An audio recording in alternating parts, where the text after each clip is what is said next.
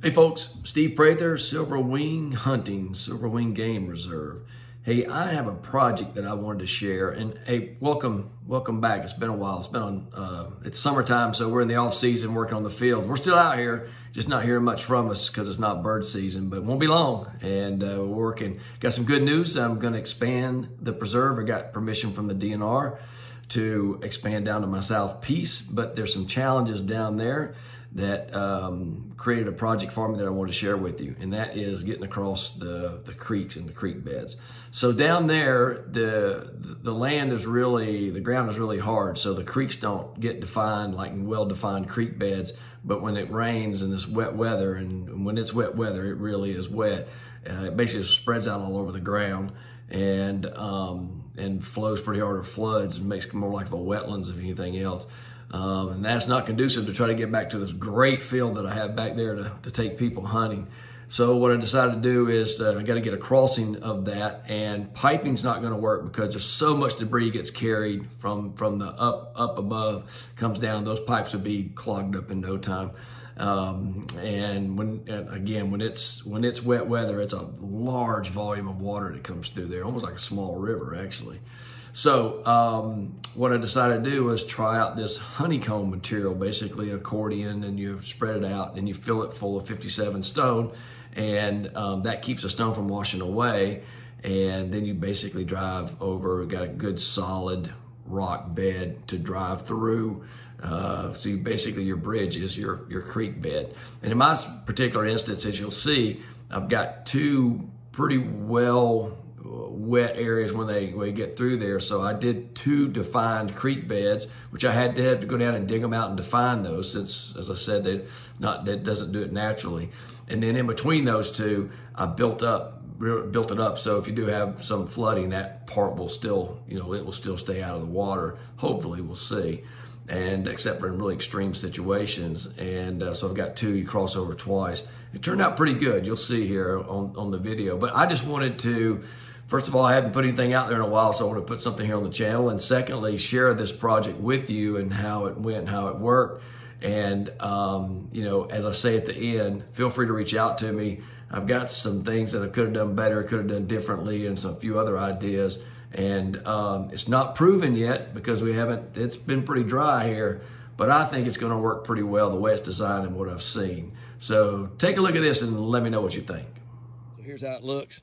I actually have two places where the creek bed comes through, and you'll see here. So there's a cloth goes under. I'm gonna put sand down first to get the level it out good, and then I'll put down actually a cloth really underneath it, like a weed barrier, but it's a heavier duty cloth goes under it. That's to keep the erosion away and the stuff rocking through the rocks from washing out.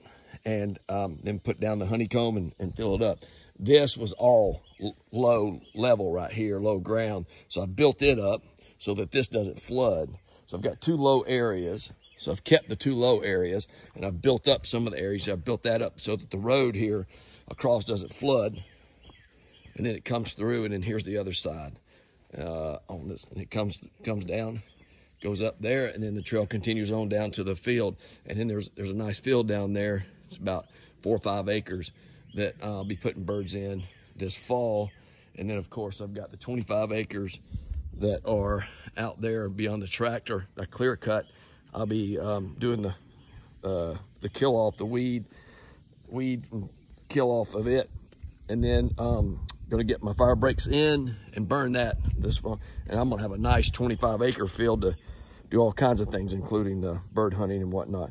So anyway, just wanted to share that with you. And when I get a little bit more progress, I'll video that to kind of show you how the process works and how it goes, and kind of give you an update on it.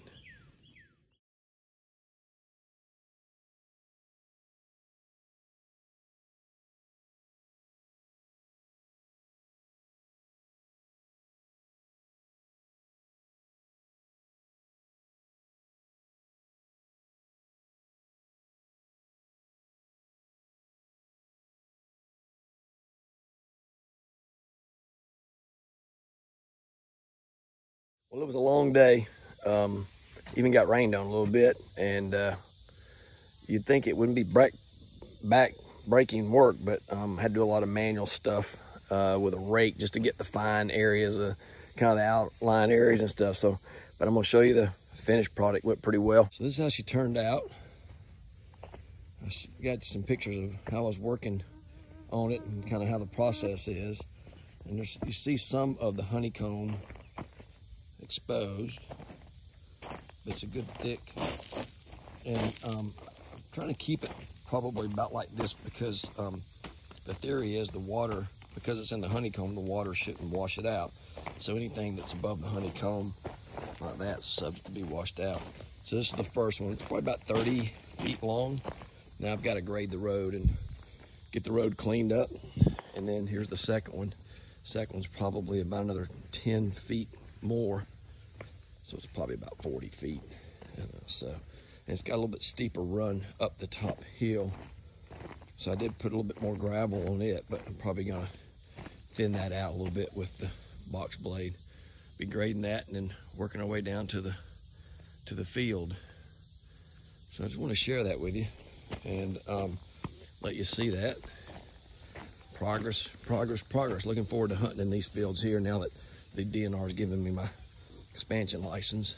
And any questions about this, just send me a note, and be glad to share my experience. It wasn't tough. I did it all by myself. It's probably a 3-man job. Would probably cut it down to less than half the time it took me, but still it worked out pretty well as one. And I'll have some additional cleanup and stuff to do. But anyway, now just to finish the road to the back, I got a couple more loads of gravel waiting on me to. We'll get this planed out, boxed out, and leveled up and get gravel on it. Yeah, appreciate you tuning in on this and taking a look at it. I think I'd said earlier, if you have any questions, reach out to me. I'd be happy to discuss it, either via video or one-on-one. If you want to private message me, would be fine. And going to get to work on getting this road finished up, and then look forward to the fall hunting in that field. And again, appreciate you. We'll see you in the fall.